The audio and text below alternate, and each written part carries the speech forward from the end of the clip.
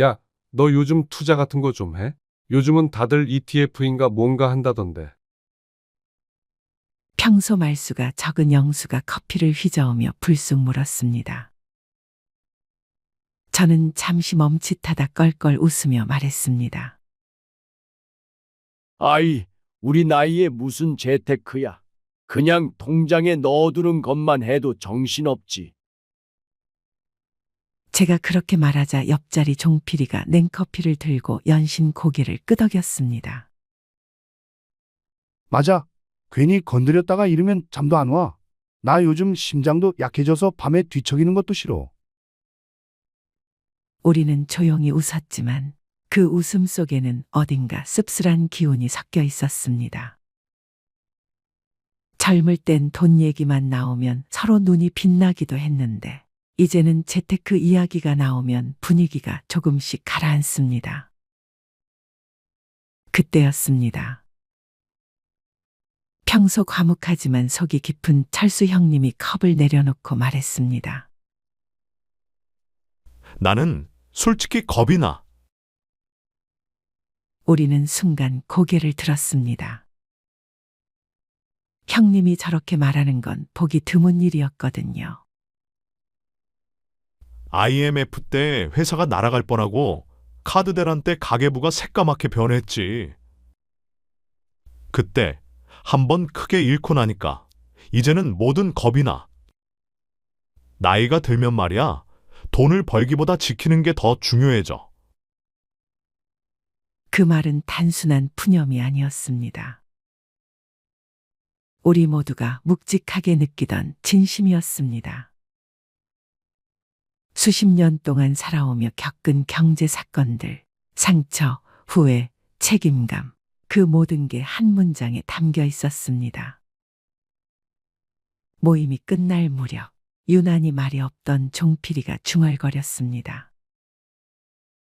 사람들은 우리가 왜 투자를 안 하냐고 묻지만 참 모르면서 그래. 그 순간 저는 깨달았습니다. 지금 60대가 재테크를 멀리하는 이유는 단순히 관심이 없어서가 아니라는 걸요. 그 속에는 말하지 않아도 서로 알고 있는 깊은 사정과 심리가 숨어 있었습니다. 이제부터 그 이유들을 하나씩 더 깊고 더 진짜에 가깝게 풀어보겠습니다. 첫 번째, 잃어본 사람은 쉽게 움직이지 않는다. 젊은 세대는 시장이 떨어지면 지금이 기회다라고 말합니다. 하지만 60대는 다릅니다. 그들은 이미 수차례 진짜 폭락을 경험한 세대이기 때문입니다. IMF 때 주변 지인이 하루아침에 백수가 되고 카드 대란 때 카드 돌려막기 하던 집들이 무너지고 리먼 사태 때 노후 자금이 반토막 나는 걸 직접 봤습니다. 그래서 60대에게 투자는 돈을 벌기 위한 도전이라기보다는 한 번 잘못 건드렸다가 다시는 회복이 안 될지도 모른다는 두려움입니다. 예전에 주식하다가 2천 깨지고 나서 내가 어찌나 아까웠는지. 그 돈이면 그때 애들 학원비를 몇 달은 더 대줬을 텐데.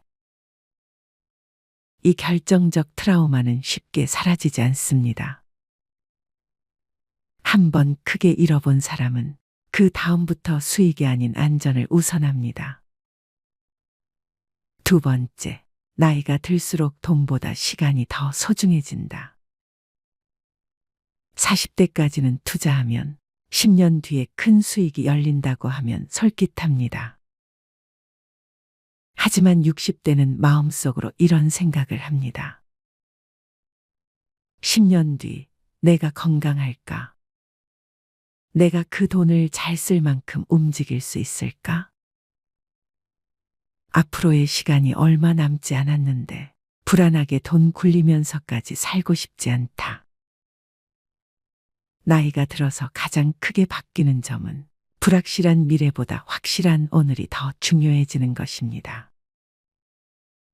그렇기 때문에 투자처럼 기다림이 필요하고 변동성과 리스크를 감당해야 하는 일은 삶의 가치관과 충돌하게 됩니다. 단순히 돈이 아니라 삶의 우선순위가 바뀐 것이죠. 세 번째, 새로운 금융 시스템을 따라가기 어려운 피로감. ETF, 리츠 인덱스, AI 반도체, 메타버스, PP, 로보 어드바이저. 이 모든 용어가 60대에게는 그저 생소한 외국어처럼 느껴집니다.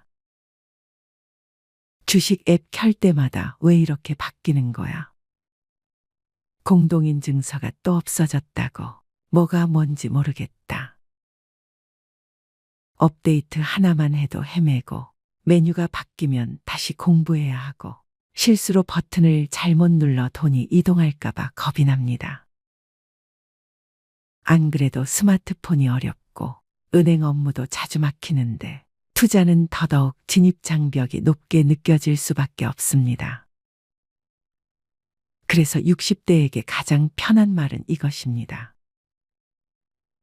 그냥 적금이나 넣자. 네 번째, 연금, 예금 중심의 금융교육을 받고 살아온 세대. 지금의 60대가 청년일 때는 적금이 최고의 재테크였습니다.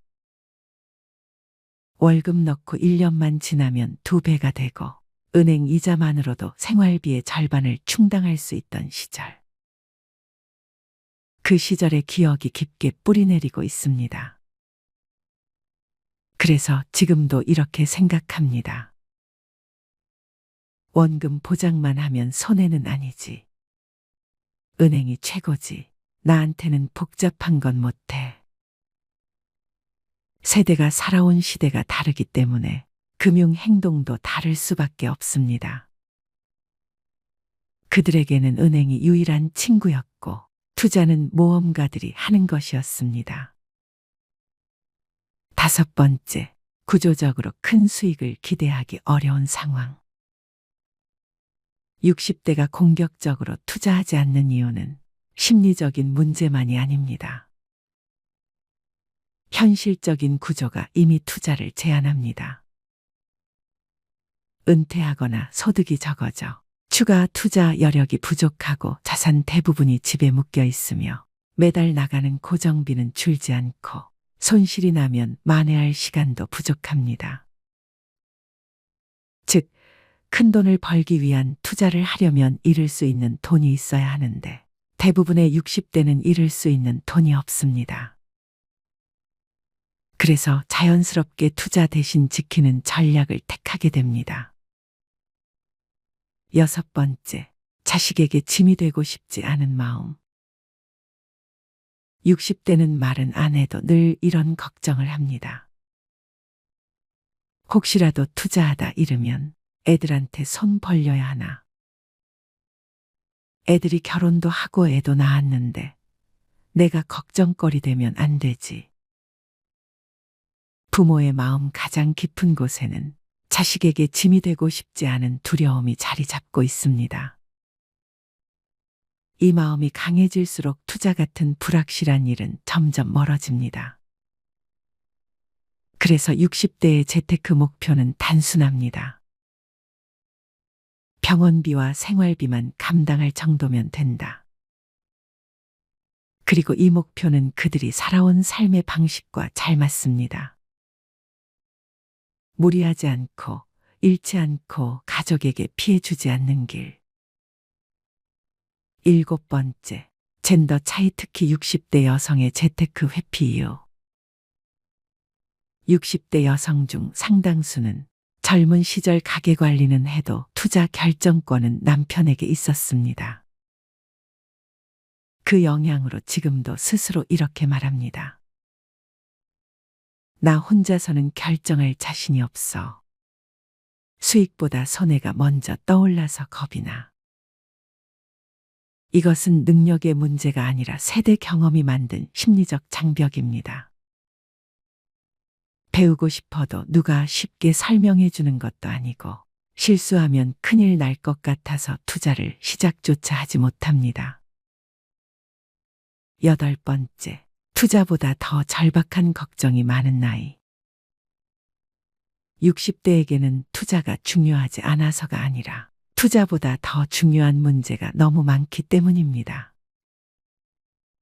갑자기 찾아오는 건강 문제, 배우자 또는 부모님의 간병, 자녀 결혼 출산에 필요한 지원, 생활비 부담, 예상치 못한 의료비, 노후 주거 문제. 이런 현실적인 고민이 머릿속을 가득 차지하면 투자는 자연스럽게 우선순위에서 밀려납니다.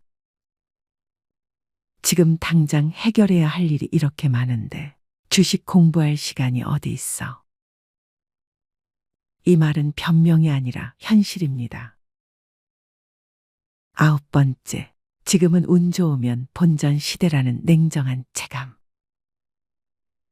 과거처럼 집값이 몇 배씩 오르고 예금만 넣어도 이자가 눈에 보이게 붙던 시대가 아닙니다. 이제는 이렇게 느낍니다. 본전만 지켜도 성공이다. 이 나이에 투자는 사치지. 기대 수익 자체가 낮아진 시대적 분위기가 60대의 투자 의지를 완전히 꺾어 놓았습니다.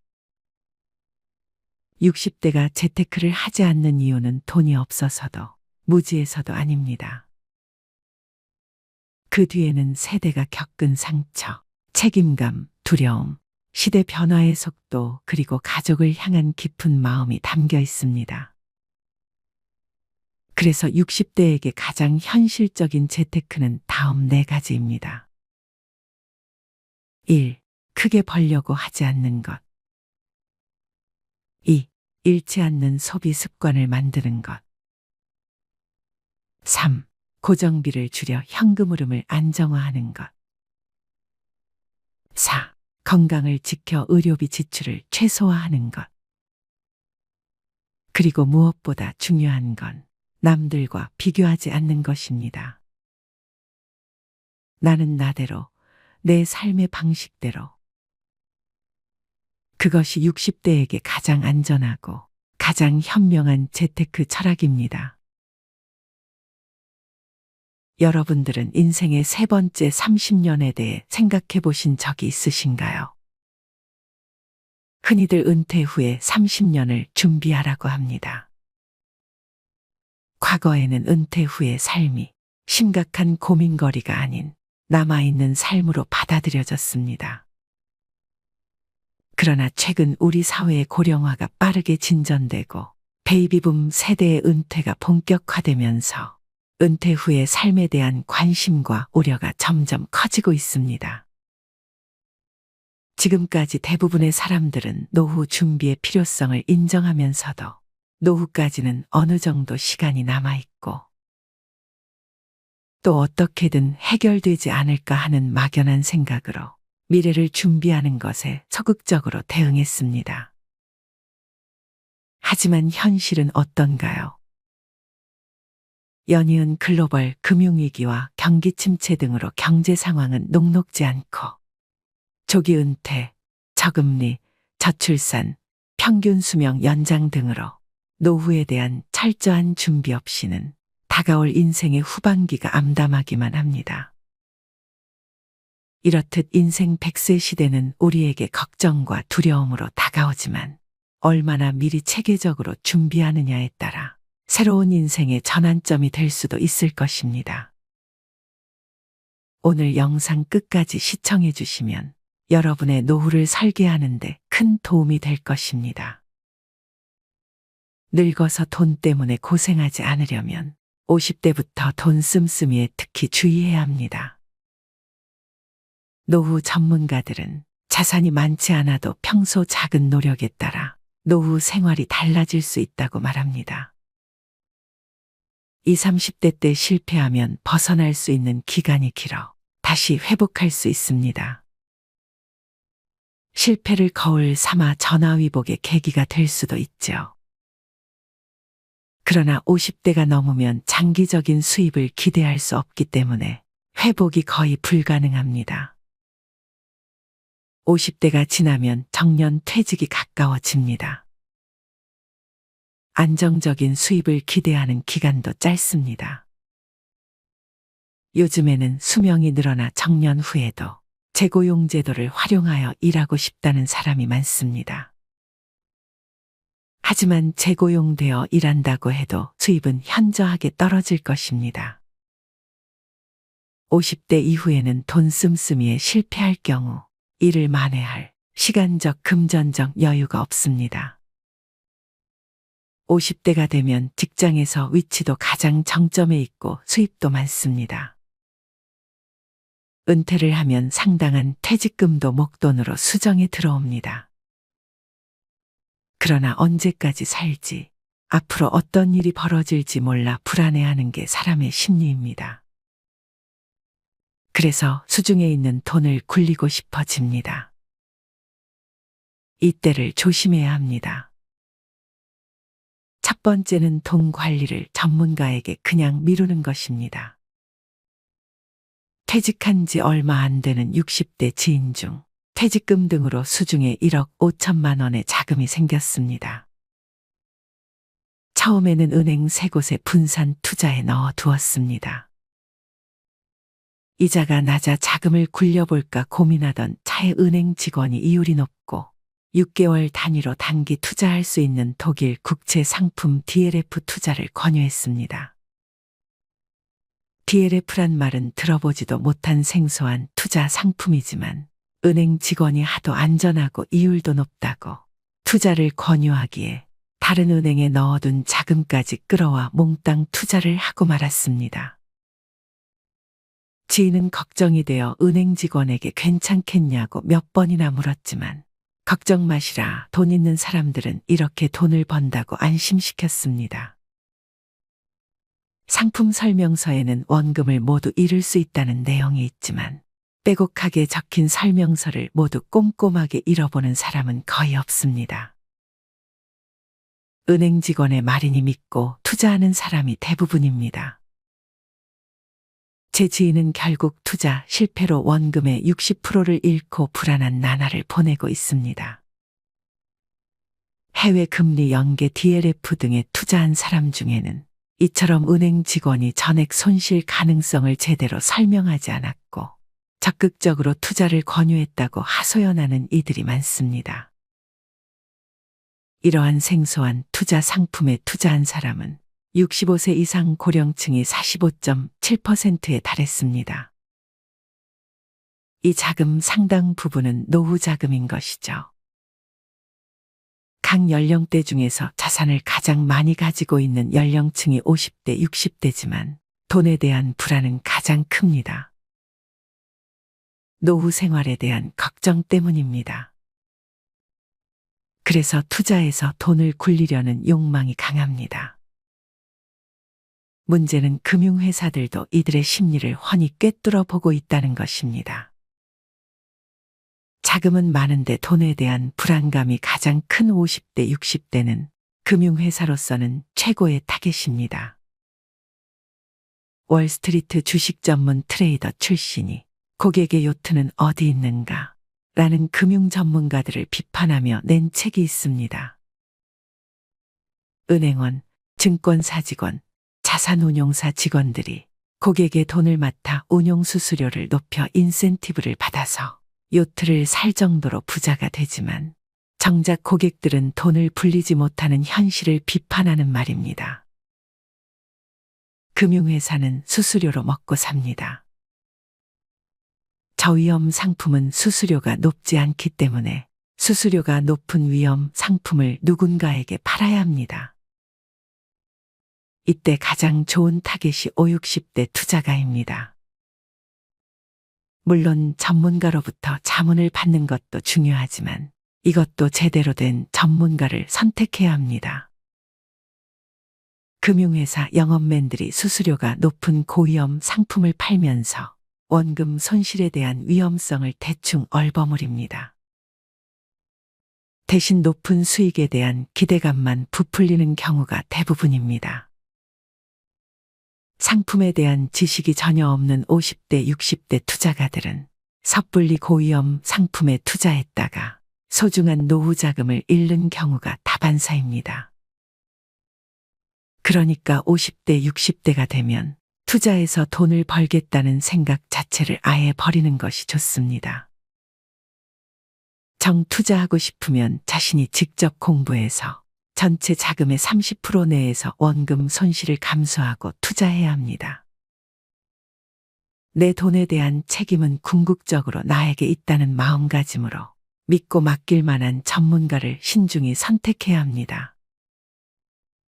돈에 대한 욕심은 결국 화를 부릅니다. 두 번째, 큰 돈보다는 작은 돈에 신경 쓴 것입니다. 퇴직, 은퇴 후 한 푼 더 아껴 쓰려고 더욱더 작은 돈까지 신경 쓰실 겁니다. 대부분 사람들은 콩나물 사려는데 조그만 돈 아끼려 깎고 은행 수수료 절약 등에 신경 쓰면서 정작 큰 돈 지출에는 덜 고심한다고 합니다. 우유를 사는데 이 슈퍼에는 2,500원이고 조금 먼 대형마트는 2,000원이라면 대형마트까지 가서 구입하려고 노력을 하시죠. 그런데 정작 자녀 혼수품 장만 시, 전자제품 구입 시 30에서 40만 원은 별거 아니라는 생각에 충분히 더 싸게 살 수 있음에도 굳이 여러 곳을 비교하지 않는다는 것입니다. 똑같은 제품을 비교 없이 그냥 백화점이 낫겠지 하고 구입들 하십니다. 또 예를 들어 부동산 매매 시 집을 사고 파는 시기와 거래 대상에 따라 수천만 원 더 절약할 수도 있습니다. 중개수수료 문제도 그렇지요. 수수료 절약 묘법들도 있는데 그럼에도 보통 사람들은 이를 고려하지 않는다는 것입니다. 큰 액수 단위 거래가 익숙치 않고 집 관련 정보 수집을 번거롭다 생각하기 때문입니다. 한 번에 나가는 큰 돈을 아끼지 못한다면 그간 작은 돈을 여러 번 아꼈던 노력이 모두 물거품이 됩니다.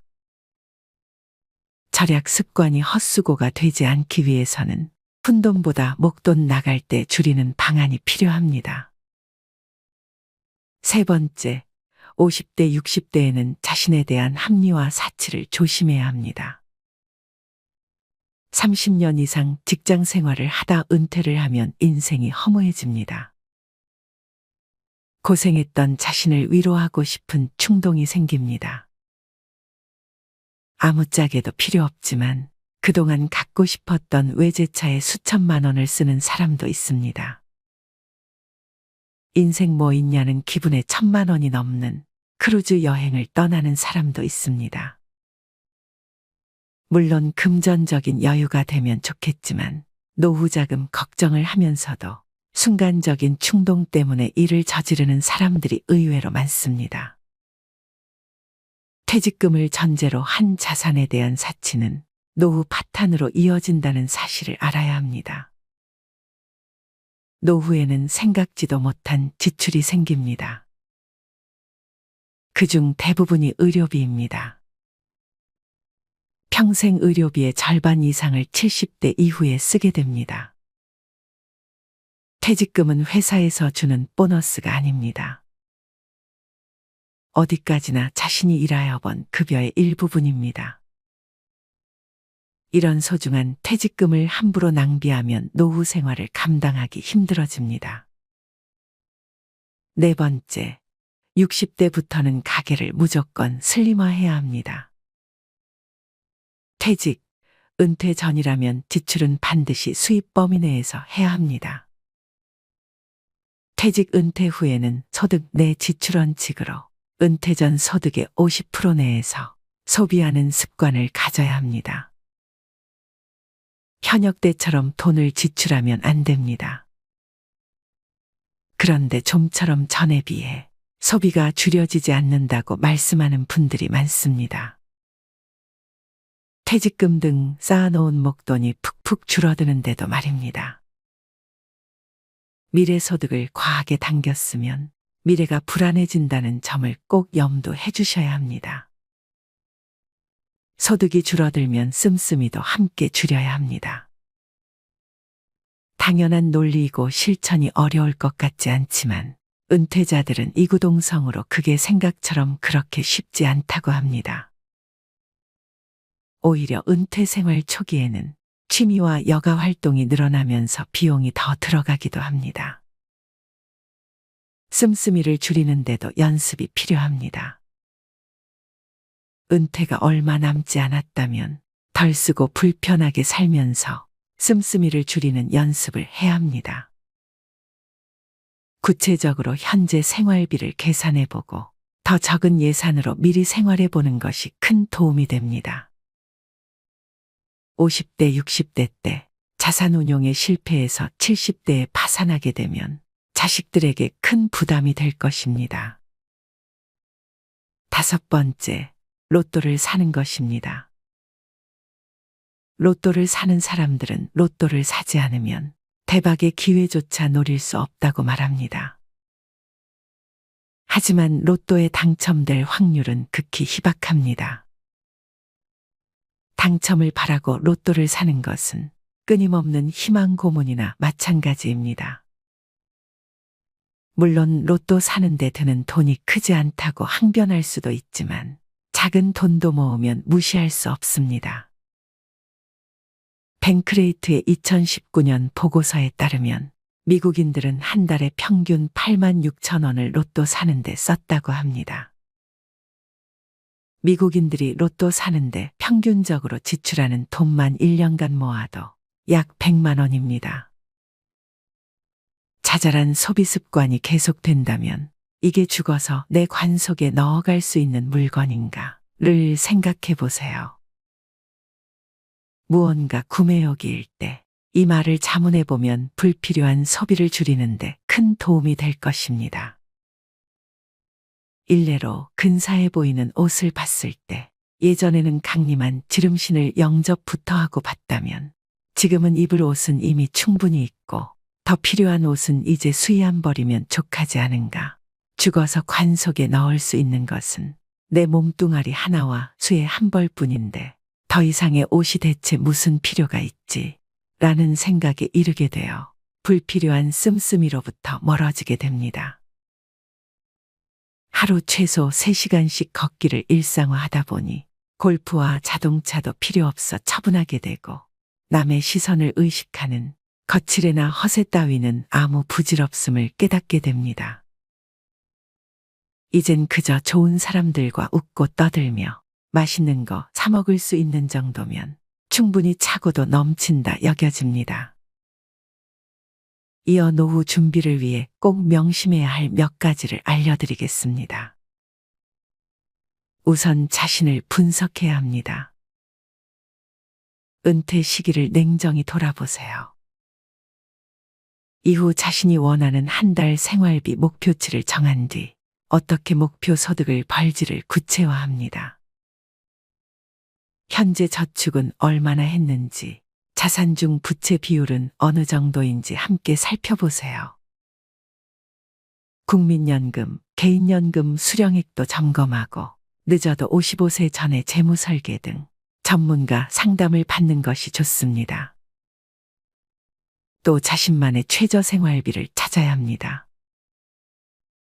국민연금연구원이 1만 2천 명을 조사한 결과 고령 부부 노후 생활비로 필요한 돈은 월 평균 220만 원이라는 결과가 나왔습니다. 적지 않은 액수입니다. 하지만 주거가 해결되면 이보다 적은 액수로도 가능합니다. 현재의 지출에서 저축액, 자녀 교육비, 아파트 관리비 등의 금액을 빼면 생활비가 의외로 낮아집니다.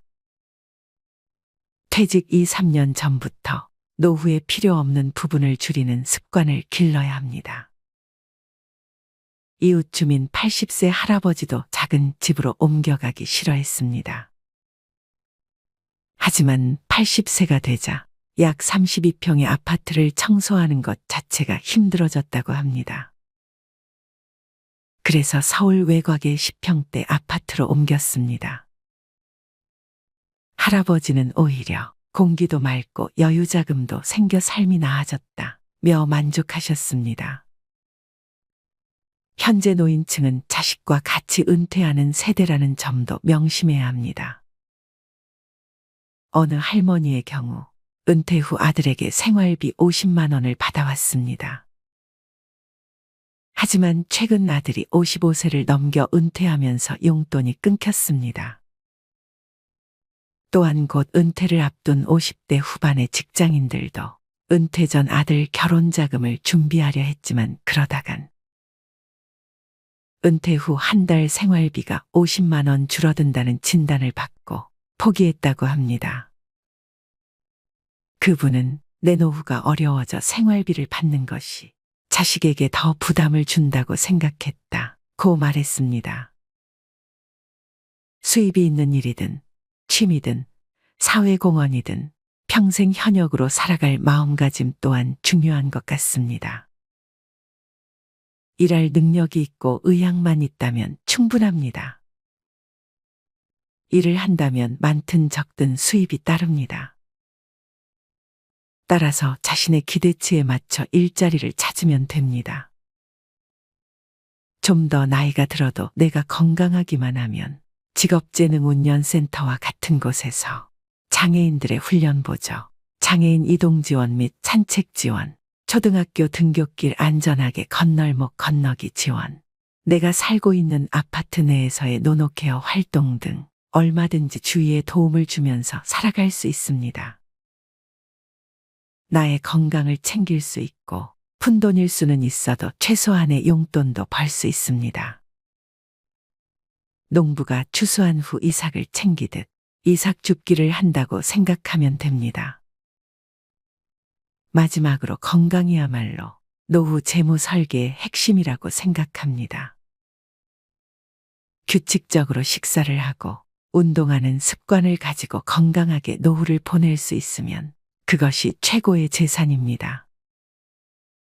그리고 노후에는 돈보다는 시간이 여유로운 편입니다. 남는 시간을 활용해 새로운 기술과 지식을 배우는 평생학습의 자세를 갖는다면 건강한 노후 생활을 유지하는 데 도움이 될 것입니다. 건강하지 못해 투병 생활을 이어간다거나 고액의 병원비를 써야 할 상황이 온다면 노후 파산까지 우려해야 하는 상황이 오지 않을까요? 자산이 아무리 많아도 인생이 유한한 만큼 살아가며 소비할 수 있는 금액에는 한계가 있습니다. 자산이야 많으면 많을수록 좋겠지만 노후 설계 관점에서 보면 필요한 만큼 노후 생활비를 만들 수 있다면 이미 충분히 부자라 할 수 있을 것입니다. 진정한 부여는 내 마음속에 있습니다. 육신보다 정신이, 정신보다 영혼이 부자여야 되는 것입니다. 소크라테스가 말하기를 가장 적은 것으로 만족하는 사람이야말로 가장 큰 부자다 라고 했습니다. 과거에 잘 나가던 고소득층이라고 해서 자만할 필요도 없습니다. 오히려 직장 생활할 때 몸에 밴 씀씀이가 있기 때문에 은퇴 이후 일정 수준 이상 생활을 유지하려는 경향이 강해 자칫 장수의 덫에 걸리기 쉽습니다. 영국의 심리학자가 2002년에 발표한 행복 공식에 따르면 행복도를 높이는 것은 부와 명예가 아니라 가족, 친구, 대인관계, 취미생활, 운동과 휴식 등 일상에 관한 것들이라고 하였습니다. 다시 말해 마음이 준비되지 않으면 돈의 의미도 퇴색될 수밖에 없습니다.